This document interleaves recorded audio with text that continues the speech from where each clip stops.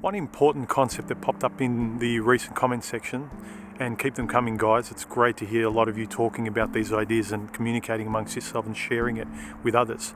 I learn as much as you guys will, and that's the whole point of this thing, is to share information, is to mentor each other with our experience.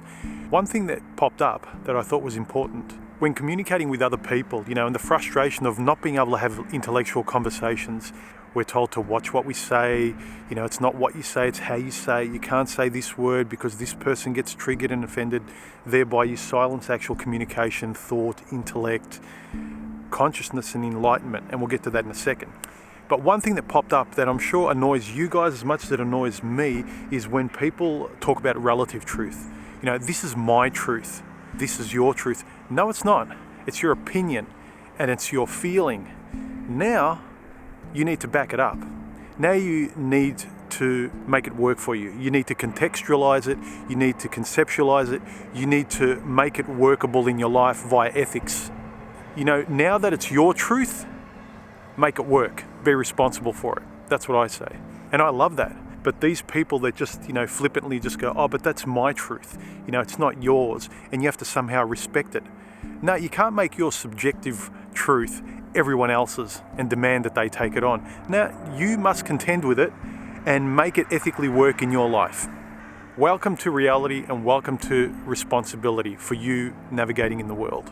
Because what they say when they're going, oh, this is my truth, is that your subjective internal ego is now kind of going, I want to push out into the world. I want to make my subjective internal ego, I want to impose it on everyone else, and you must respect my subjective truth. It's not even the truth. You must embrace my subjective feelings. No, you must be responsible for it. And the truth of your reality, it now becomes a perspective you need to contend with and make it malleable, that it sort of works practically in your life. When I talk about conceptual reality sometimes, it's not that I negate actual reality out there, but it's like looking at a glass half full of water. Reality is, it can be half empty or half full depending on how you look at it. The reality is there's water up to a certain level, and that's what I talk about when I'm conceptualizing ideas that work for you.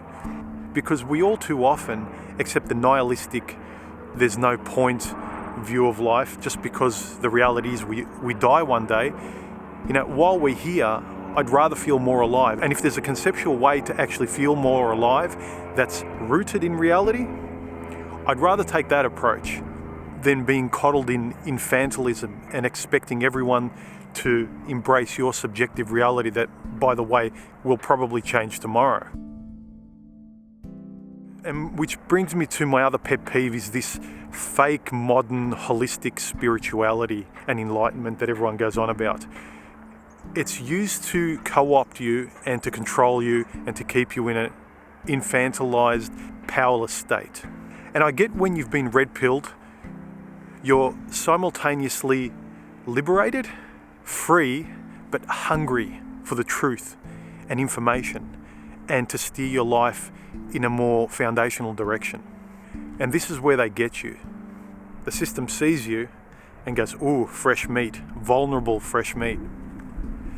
The first step of enlightenment is that letting go principle, and the letting go feels good, letting go of the bullshit, but then they get you after that and they keep you in that loop of a reboot of like, I'm free, I'm letting go, but then you get sucked into not accepting the responsibility of your autonomous and free reality.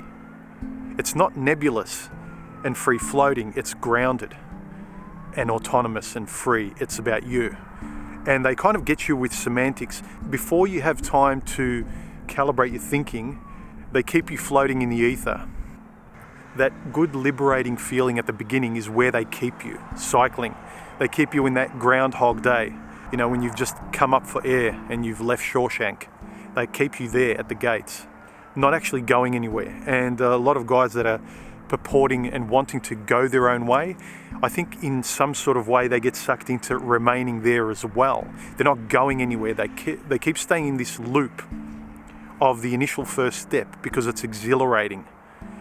And, I'll just stay here without grounding my feet. It feels good free floating.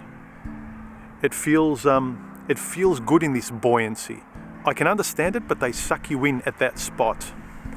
And one important point that I came to realize working through all this nebulous crap, fake spirituality and enlightenment is it's all a sham.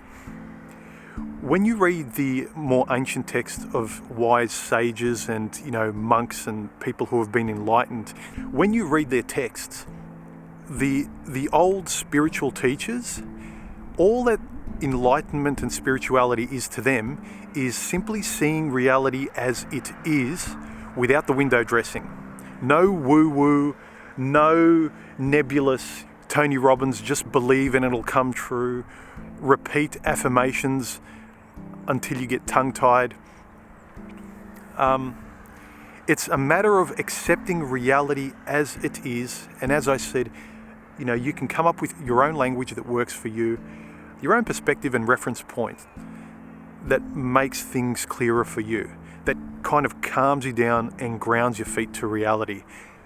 You see, these, if you want to call them spiritual masters, they don't sit there 24 hours a day concentrating on being awake and enlightened. They don't do that. They accept reality and conceptualize it through philosophy and introspection. It's a very non-fantastical, non-fantasy way of looking at things, and it might be boring to some, but it's liberating to people like me that for the longest time I was caught up in the fantasy and the romanticized view of the world with women, with where I wanted my life to be, grounded to this boring acceptance of how things are, and there's just a calmness.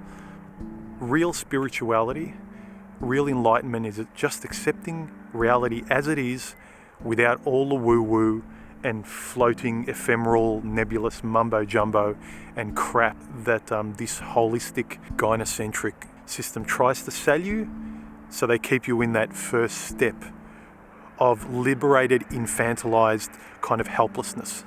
Don't stay there. Walk out of Shawshank. Let it be boring, but let it be stable. Let it be simple. Anyway, I hope that helped, guys. I'll talk to you later.